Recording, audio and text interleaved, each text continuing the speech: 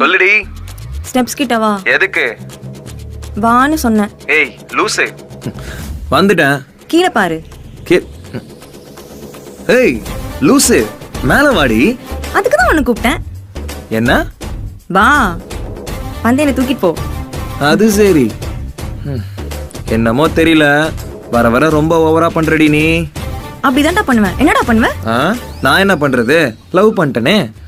அதுக்குன்னு ஒரு rules and ரெகுலேஷன்ஸ்லாம் இருக்கு, அதுல இதுவும் ஒண்ணு.